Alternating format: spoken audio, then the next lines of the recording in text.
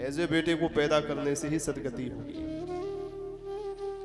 श्री दशरथ जी महाराज ने राम जी जैसे पुत्र को जन्म दिया। राम जी कैसे हैं?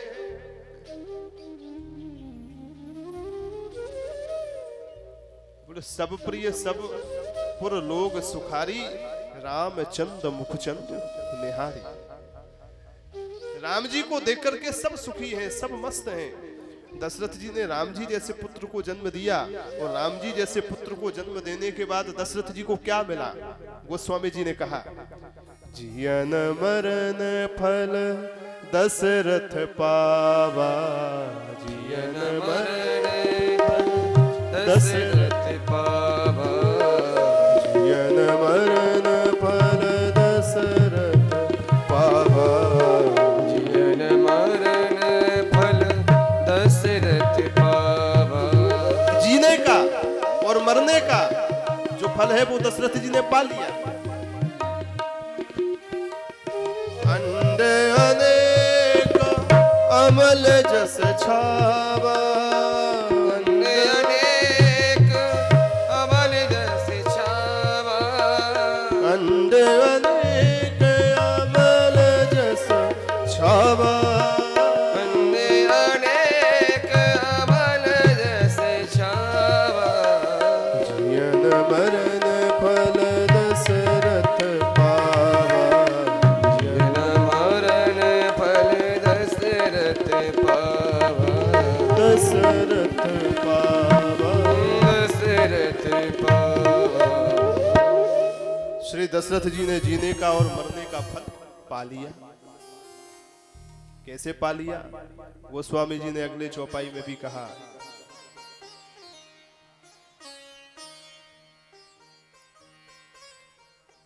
जीने का और मरने का फल दशरथ जी ने कैसे पा लिया? बोले मर्यादा पुरुषोत्तम राम को पैदा किया, वो संस्कार दिए। जीते जी क्या पाया? जीने का फल क्या है? 2-4 किलो आम ले आना, 2-4 किलो केला ले आना, 2-4 किलो सेब ले आना, अंगूर ले आना, यही जीने का फल है क्या? बोलो राधे राधे। बोले ये जीने का फल नहीं है, ये तो बस पेट भरने का फल है। ये पेट भरने वाला फल है, जीने वाला फल नहीं है। जीने वाला फल क्या है जो दशरथ जी ने पाया? जियत राम विधु बदन निहारा, जियत राम विधु बदन निहारा, जियत राम विधु बदन निहारा, जियत राम विधु बदन निहारा। जीते जी राम जी के मुखमंडल को निहारे, ये जीने का फल पाया। और मरने का फल क्या पाया? मरने का फल क्या है?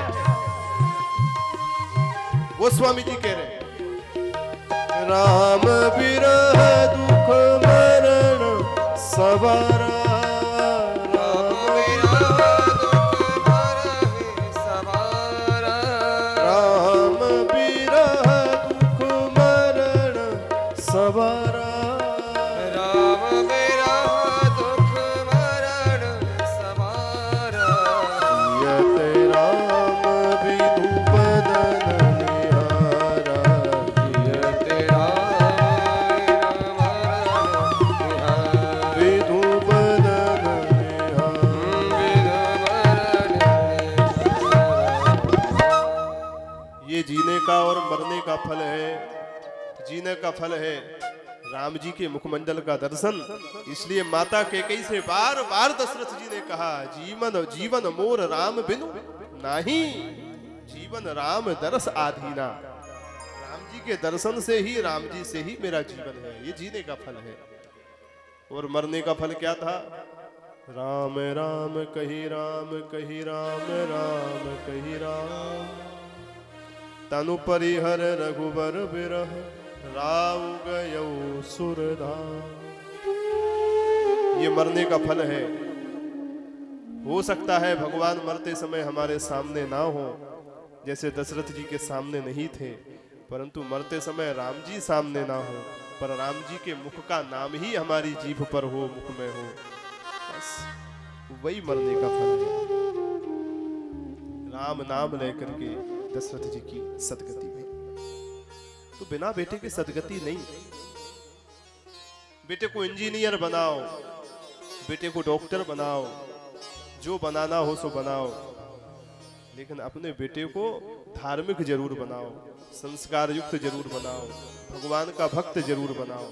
जब तक ये नहीं बनाओगे तब तक कल्याण होने वाला नहीं है। धार्मिक होगा तो वो इंजीनियर भी होगा तो चलेगा, धार्मिक होगा तो वो वकील भी होगा, डॉक्टर भी होगा तो चलेगा। पर अगर धार्मिक नहीं है, भगवान का भक्त नहीं है, तो वो कितना भी बड़ा इंजीनियर बना रहे, डॉक्टर बना रहे, कोई मतलब नहीं है, क्योंकि संस्कार तो है ही नहीं। इसलिए ऐसा धार्मिक बेटा हो, भगवान का भक्त बेटा हो, तो ऐसे बेटे के द्वारा सदगति होती है। ऐसे बेटे के बिना गति नहीं है। व्यास जी कहते हैं, तुम तो इतने पुराण वेत्ता हो, ज्ञानी हो, तुम हमको छोड़ करके चले जाओगे तो ये वंश कैसे आगे बढ़ेगा भाई। समझा रहे हैं।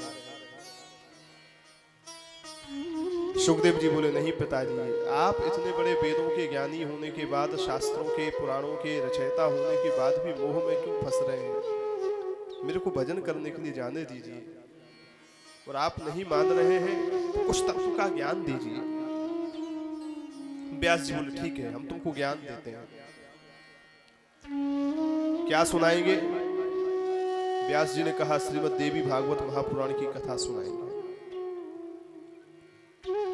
भगवती के द्वारा जो अर्ध श्लोक में बीज मिला था, उसी अर्ध श्लोकी को व्यास जी ने 18,000 श्लोकों में देवी भागवत महापुराण के रूप में लिखा था।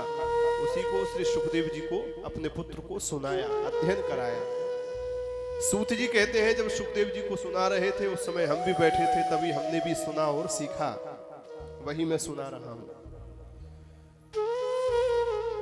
सुखदेव जी उसको सुनकर के बड़े ही आनंदित हो गए, पर गजब की बात, आनंदित होने के बाद दुखी हो गए।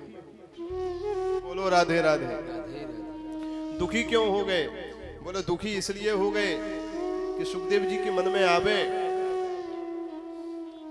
कि ज्ञान तो बड़ा सुंदर मिला है, पर पिताजी तो जंगल में जाने ही नहीं देते। जब तक जंगल में जाके भजन नहीं करेंगे तब तक कैसे बात हो।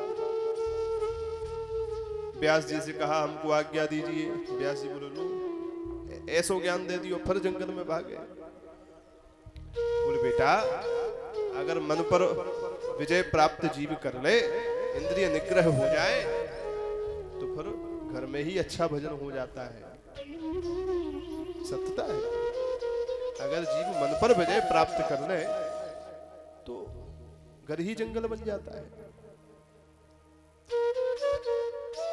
मन में अभी भी मोह है, मन में अभी भी काम है, अभी भी क्रोध है, अभी भी लोभ है, अभी भी पद प्रतिष्ठा पाने की भूख है, धन से अभी भी सुख मिल रहा है, रूप को देख करके अभी भी नेत्रों को हर्ष मिल रहा है, सुख मिल रहा है, तो जंगल में जाने का प्रयोजन क्या? कोई मतलब है? पर घर में ही है, वहीं पर अच्छा भजन हो रहा है, वहीं पर बड़ी शांति से भगवत चिंतन, भगवत प्रेम की प्राप्ति हो रही है, सत्संग बड़ा सुंदर घर में ही चल रहा है। तो घर में रहने से परेशानी क्या? पर घर में खटका क्या? घर ही बंद है। इसलिए मूल है मन का निग्रह। जंगल में जाकर के भी जो काम यहां कर रहे थे वही काम वहां किया, तो जंगल में जाने का कोई मतलब नहीं है। पर जो काम जंगल में करना चाहिए था वही काम अगर घर में होने लगा तो घर में रहने में भी कोई बुराई नहीं है। आराम से आप भजन करो, मूल तो भजन है, कहीं करो, चाहे जंगल में चाहे घर में। व्यास जी समझा रहे, और समझाते हुए कहा, बेटा यही भजन करो, मैं तुम्हारे लिए यहां सारी सुविधा कर दूंगा। सुखदेव जी बोले, पिताजी आपकी बात तो सही है,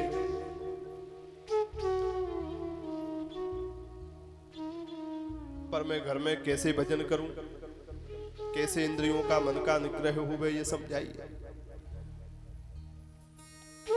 व्यास जी ने कहा, अगर देह में रह करके भी विदेह बनना चाहते हो देह में रह करके भी अगर विदेह बनना चाहते हो तो तुमको विदेह राज के पास में जाना पड़ेगा। बोलो राधे राधे। राधे राधे। इसलिए जाओ विदेह राज जनक जी के पास में, वही तुमको ऐसी परपाटी और ऐसी सुंदर सुलझी हुई गुत्थी समझाएंगे जिससे संसार में रहते हुए भी, देह में रहते हुए भी तुम विदेह हो जाओगे। माने इस देह में रहते हुए भी तुम देह में नहीं रहोगे। देह के जो द्वंद्व है, सुख दुख भूख प्यास, वो तुमको प्रभावित नहीं कर। अच्छा, जनक जी के पास जाए? बोले हाँ। तब श्री सुखदेव जी जनक जी के पास में,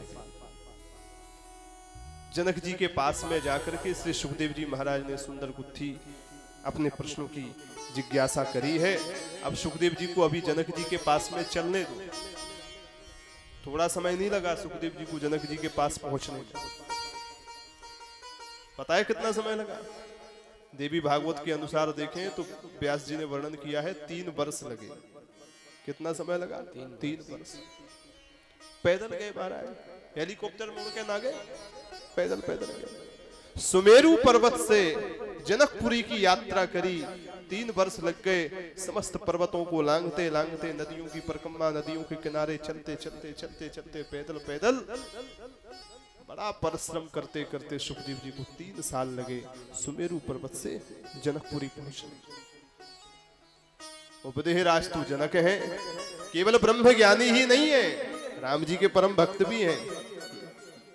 इसलिए तो राम जी के दर्शन करके श्री जनक जी को आभास हो गया, ए नहीं बेलोकत अति अनुरागा, ए नहीं बेलोकत अति अनुरागा, ए नहीं बेलोकत अति अनुरागा, ए नहीं बेलोकत अति अनुरागा, पर बस ब्रह्म सुख ही मन त्यागा, पर बस ब्रह्म सुख ही मन त्यागा, पर बस ब्रह्म सुख ही मन त्यागा, पर बस ब्रह्म सुख ही मन त्यागा, ए नहीं बेलोकत अति अनुरागा। ए नहीं बेलोकत अति अनुरागा। महाराज राम जी का दर्शन करके ब्रह्मज्ञानी जनक जी भगत हो गए। ऐसा लग रहा है इनको देख करके कि ब्रह्मानंद तो छूट गया, अब परमानंद आ गया। वो ब्रह्म ही, निर्गुण निराकार ब्रह्म ही सगुण साकार बन करके इनके रूप में प्रकट हो गया हो, ऐसा प्रतीत हो रहा है। पहचान गए जनक जी, पर जब तक किसी संत की मोहर ना लगे तब तक पहचान पक्की नहीं मानी जाती। इसलिए विश्वामित्र जी से पूछा, आप बताएं, हमको जो जिज्ञासा हो रही है, जो अनुमान लग रहा है, वो अनुमान हमारा सही है कि गलत? तो विश्वामित्र जी ने मुस्कुरा करके मोहर भी लगाई, आप सही जा रहे हैं। ये कौन है? बोले वही है आनंद हूं के आनंद दाता, जिनको दर्शन करके आनंद को भी आनंद आ जाता है, ये वही है। ये प्रिय सब ही जहाँ लग प्राणी, ये प्रिय सब ही जहाँ लग प्राणी, ये प्रिय सब ही जहाँ लग प्राणी, ए प्रिय सब ही जहाँ लगे प्राणी। ये सबको प्रिय है। और ब्रह्म की पहचान यही है जो सबको प्रिय लगता है, जो सबको प्रिय लगता है। तो जनक जी तो महाराज ज्ञानी भी हैं, भक्त भी हैं, इसलिए परम संत हैं। ऐसे विदेह राज और भक्तराज जनक के पास में सुखदेव जी गए हैं, 3 वर्ष लगे। सुखदेव जी जब श्री जनक जी के दरवाजे पहुंचे हैं, अभी दरवाजे भी नहीं, अभी तो नगरी पहुंचे, जनकपुर नगरी, विदेह नगरी पहुंचे।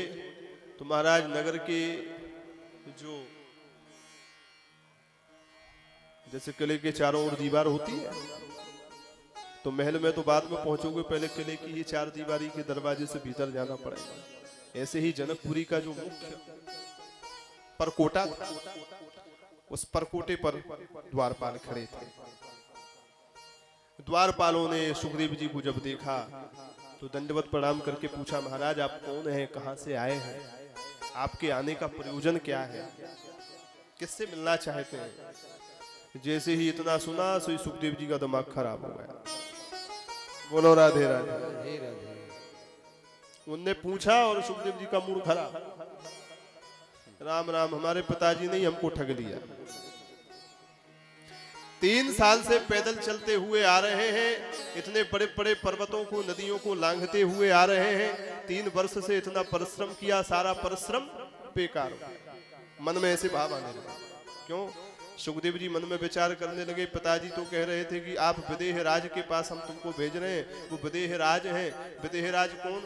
बोले जो देह में रहते हुए भी देह नहीं रहते, देह में नहीं रहते, देह में रहते हुए भी देह के द्वंद्व, सुख दुख, भूख प्यास, जन्म मरण आदि जिनको प्रभावित नहीं करते, ऐसे विदेह राज जीवन मुक्त के पास में हम आए हैं। पर ये कहाँ जीवन मुक्त है भाई, ये तो अभी भी देह में ही स्थित है। राजा है, गद्दी पर बैठे हैं, तो एक राजा को चिंता होती है कि हमारे राज्य में कोई चोर डाकू ना घुसावे, इसलिए तो कोई चौकीदार लगा रखे हैं। तो जब जीवन मुक्त की तो अवस्था वह होती है जो चोर में और संत में भी फर्क ना करे। जीवन मुक्त अवस्था किसको कहते हैं? जिसको पाप पुण्य में भी भेद नहीं दिखता, चोर में और संत में भी भेद नहीं दिखता, सुख में और दुख में भी जिसको भेद नहीं दिखता। जितना प्रेम जन्म से करता है उतना ही प्रेम मरण से करता है। ऐसी जिसकी अवस्था होती है वो जीवन मुक्त होता है, वो विदेह होता है। पर ये तो पूरे राजा ही हैं, मान देह में स्थिति ही है, तभी तो कोई चोर हमारे अंदर ना घुसावे। इस नगर में चौकीदारी लगा रखी है। इसी से समझ में आ रहा है, इनके प्रश्न पूछने के तरीके से समझ में आ रहा है कि हम गलत जगह आ गए। बोलो राधे राधे। 3 साल से आए, सबरी मेहनत बेकार। द्वारपालों ने थोड़ी देर इंतजार किया, फिर तुरंत पास में जाकर के दंडवत प्रणाम करके पूछा, महाराज क्षमा करना, हमने आपसे पूछा और आप ये थोड़े दूर से खड़े, क्या बात है? सुखदेव जी ने यही सारी बात बता दी। जैसा सुना वैसा पाया, मेहनत बेकार। बोले महाराज आप क्षमाशील महापुरुष हैं, हमको क्षमा कर दें अगर हमारे पूछने से आपको दुख हुआ, लेकिन फिर भी आप किस लिए आए हैं? सुखदेव जी ने कहा, हम विदेह राज जनक जी के दर्शन करना चाहते हैं। अच्छा चलिए आइए। नगर में लेकर के आए। जब नगर में भीतर लेकर के आए तो सबसे पहले नगर के बाहर एक बहुत बड़ा कक्ष था, बहुत बड़ा, नगर में ही महल के बाहर। उस कक्ष में बड़ी से बड़ी सुंदर सुंदर दुकानें सजी थीं। उन दुकानों पर बढ़िया सुंदर से सुंदर बहुमूल्य वस्तुएं लदी थीं।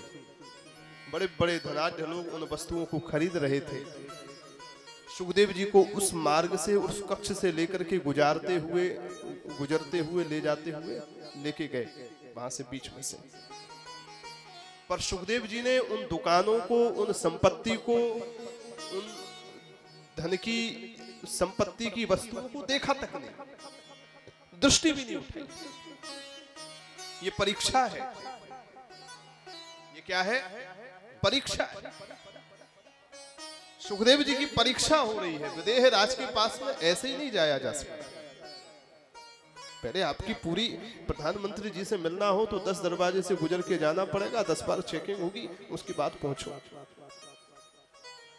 विदेह राज के पास में जाना है तो कम से कम थोड़ी बहुत विदेह की स्थिति तुम्हारी हो, तब ना विदेह राज से संवाद करने लायक बनोगे। ऐसी विदेह राज से संवाद हो जाए। इस संपत्ति के बाजार में से सुखदेव जी को बीच में से गुजारते हुए ले गए जनक जी के सेवक। भाव क्या था? सुखदेव जी के लोभ की परीक्षा हुई। कहीं इनके अंदर लोभ तो नहीं है? इन संपत्ति के सुंदर प्राकारों को और प्रासादों को देख करके इनके मन में कहीं संपत्ति के प्रति लोभ तो नहीं आ रहा? जरा देखें तो सही, ये कितनी बार पलक उठा करके देखते। पर ये तो पूर्ण आत्म तत्व की जिज्ञासा से आए।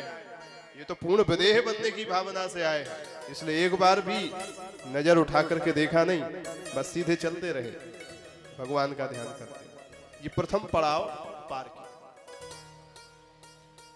प्रथम पड़ाव जब पार किया तो आगे जनक जी के महल के दरवाजे पर, जनक जी के महल के दरवाजे पर आए तो वहां पर भी द्वारपाल खड़े थे।